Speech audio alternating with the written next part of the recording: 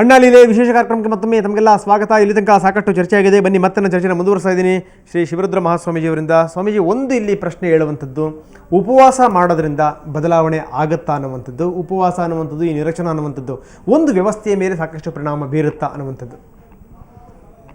ನೋಡಿ, ಗಾಂಧೀಜಿಯವರು ಮಾಡಿದಂಥ ಉಪವಾಸ ಏನಿದೆಯಲ್ಲ, ಈ ಉಪವಾಸ ಅಂತ ಹೇಳಿದ್ರೆ ಇನ್ನೊಬ್ಬರ ಮೇಲೆ ಧಮಕಿ ಹಾಕುವಂಥ ಪ್ರಯತ್ನ ಅಂತ ಅವ್ರು ಯಾವತ್ತೂ ಭಾವಿಸಲಿಲ್ಲ.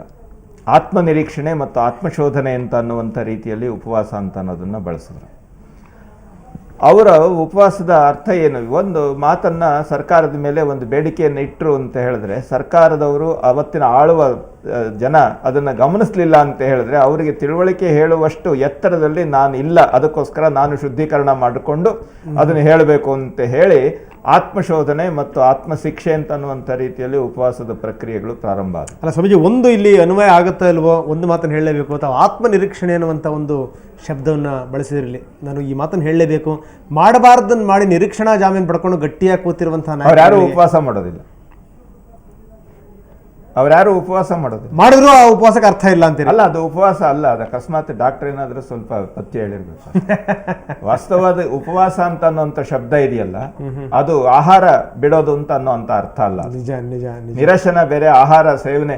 ಕೆಲವರಿಗೆ ಆಹಾರ ಸೇರೋದೇ ಇಲ್ಲ, ಹೊಟ್ಟೆ ಪ್ರಾಬ್ಲಮ್ ಇರೋರಿಗೆ ಆಹಾರ ಸೇರೋದೇ ಇಲ್ಲ, ಅವ್ರನ್ನ ಉಪವಾಸ ಮಾಡಿದವರು ಅಂತ ಹೇಳಲಿಕ್ಕೆ ಸಾಧ್ಯ ಇಲ್ಲ. ಗಾಂಧೀಜಿಯವರ ಉಪವಾಸ ಮತ್ತು ಇಲ್ಲಿ ಅಣ್ಣ ಅವರ ಉಪವಾಸಕ್ಕೆ ಇದನ್ನು ಹೇಗೆ ನಾವು ಅದನ್ನು ಆಲೋಚನೆ ಮಾಡ್ಬೋದು? ಅಣ್ಣ ಅವರ ಉಪವಾಸ ಜನಜಾಗೃತಿಯ ಚಿಂತನೆಗೆ ಜನಗಳನ್ನು ಹಚ್ಚುವಂಥ ಒಂದು ಕ್ರಮ.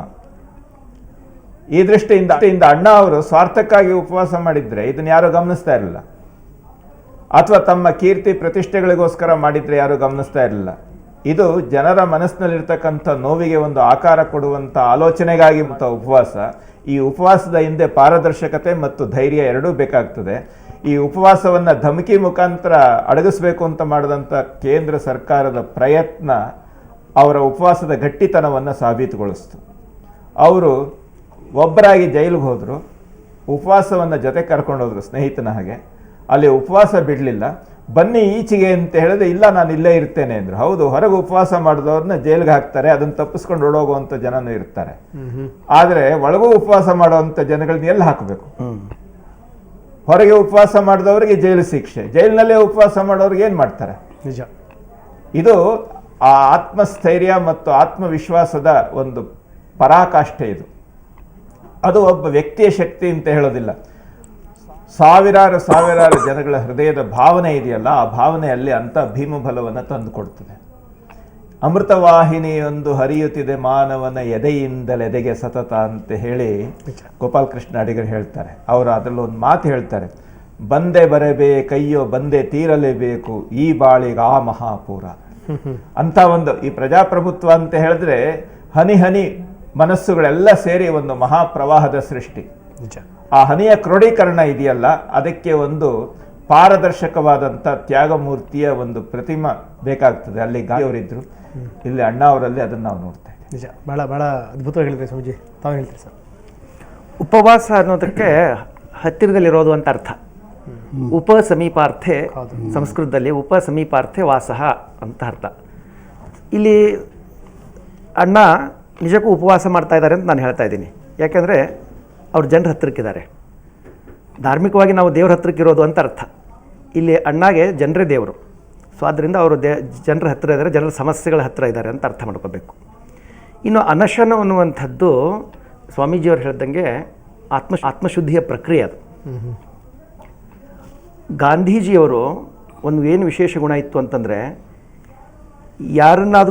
ಯಾರಾದರೂ ದಂಡಾರ್ಹರು ಅಂತ ಅವ್ರಿಗೆ ಕಂಡು ಬಂದರೆ ಅವ್ರನ್ನ ದಂಡಿಸ್ಲಿಕ್ಕೆ ಹೋಗ್ತಾ ಇರಲಿಲ್ಲ, ತಮ್ಮನ್ನೇ ತಾವು ದಂಡಿಸ್ಕೊಳ್ತಾ ಇದ್ರು. ನಿಜ.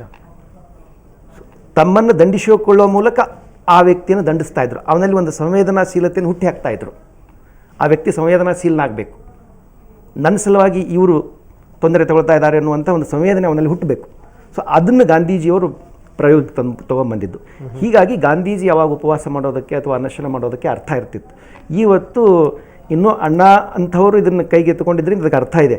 ಇತ್ತೀಚೆಗೆ ಕೆಲವರು ಉಪವಾಸ ಮಾಡ್ತಾ ಇದ್ದಾರೆ, ಅದೊಂದು ತಮಾಷೆಯಾಗಿ ಪರಿಣಮಿಸ್ತಾ ಇದೆ. ನಿಜ ನಿಜ. ಸೊ ಮಾಡೋರು ಮಾಡಿದ್ರೆ ಮಾತ್ರ ಅದಕ್ಕೆ ಬೆಲೆ ಇರ್ತದೆ. ಹಾ, ಓಕೆ. ಸೊ ಮತ್ತಷ್ಟು ಬಹುಶಃ ಸ್ವಾಮೀಜಿಯವರು ಹೇಳಿದಂಗೆ ಮಾಡೋದವ್ರು ಉಪವಾಸ ಅಲ್ಲ, ಯಾರು ಡಾಕ್ಟರ್ ಹೇಳೋರು ಪಥ್ಯ ಅಂತ ಹೇಳಿ.